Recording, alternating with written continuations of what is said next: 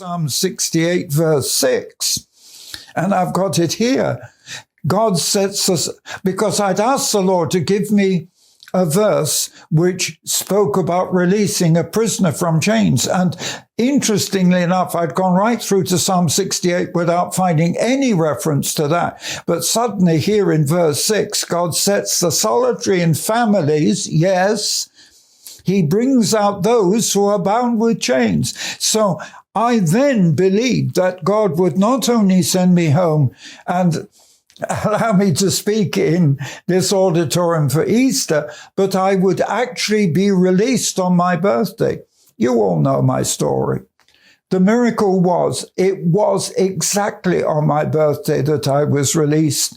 And because of the publicity that it was the British Prime Minister that rescued me, I was invited to speak in that Easter convention. So God fulfilled everything. And you know, the interesting thing is how strongly God does confirm scripture and prophecy. I was only studying, in fact, I'll talk about it sometime later, where somebody was talking about prophecy and saying that the remarkable thing was one of the prophecies that Jesus made. I mean, he made a number, but one was regarding the temple, Herod's temple, which had been built by Herod and reputedly was even more beautiful than David's temple. And yet, Jesus said that this temple will be destroyed and cast down, not one stone left upon another. He didn't give a time. He said about himself, destroy this temple, and within 3 days I will raise it up. They thought that he was saying that regarding the temple. He wasn't. He said that regarding his own body, and literally he prophesied his death and resurrection. Destroy this body, and I will raise it up in 3 days. He did. But he also prophesied the total destruction of the temple. And you know from history, it was 40 years later, in AD 70, that the Romans totally destroyed the temple until not one stone was left standing on another. So it does give you something of the, not just the authority, but the accuracy of what God says. And of course, those 2 verses that God gave me were a tremendous thing. But I want to just turn you to another psalm, Psalm 37. And I can assure you that the Psalms were a great comfort. I never got further than the Psalms while I was in the prison. Never got further, because it was only towards the end of my sentence. And yes, I was able to hide my Bible from the guards. Don't worry, they never took it back. I brought it home. But here in Psalm 37, I've got this marked in my Bible, several verses, because it starts off, fret not yourself because of evildoers. Don't be envious against the workers of iniquity. This is verse 1. For they shall soon be cut down like grass and wither. So don't be envious of the others. In verse 3, this is what he says. Trust in the Lord, do good, and you will dwell in the land, and you will be fed.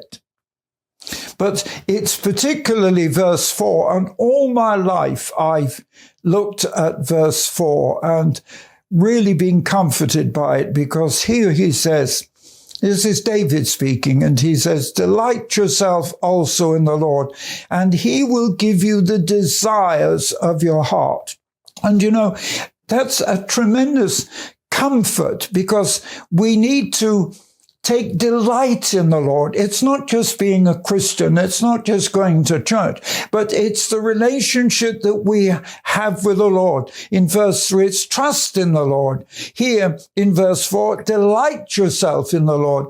It's more than trust. It's finding joy with him in his presence. And, you know, this is a big part of my ministry. And I can admit that since I celebrated 75 years of ministry this year, that I've been going through quite an experience where it started on my prayer mountain in June this year.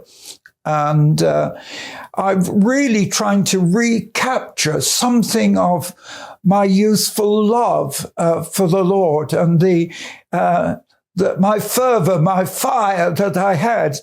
And I just want to recapture. I want to renew it. I want to renew everything. And like it was in the early days, to renew my youth, but renew my youthful love for the Lord and my fervor in preaching. I can't even think how, even at school, I was preaching to the boys and got a reputation as what we would call a hellfire preacher, because I was telling them the truth, boys. I said, when you die, you either go up to heaven or you go down to hell. But without Christ, you go to hell. You can only go to heaven if you put your trust and faith in Jesus. And that applies today. So here in verse 4 of Psalm 37, delight yourself in the Lord. And that's going so much further than just knowing him.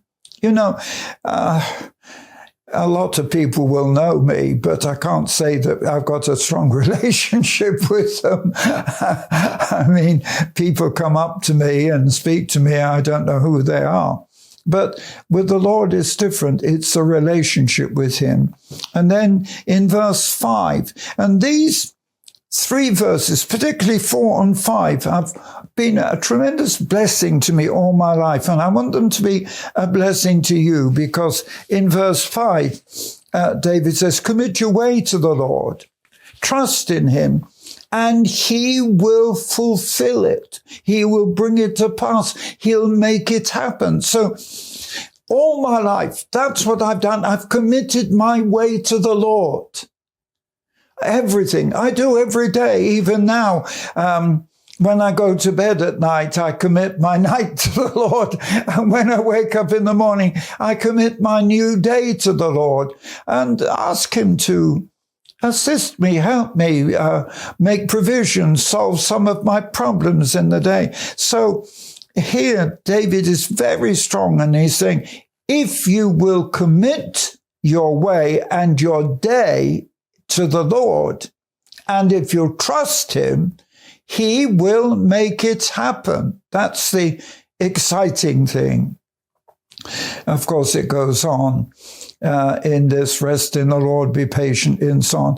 But then we come to verse 9, and in verse 9, David says, the evildoer, you can look at verse 8, cease from anger, forsake wrath, and don't fret yourself in any wise to do evil. Yeah, don't get angry.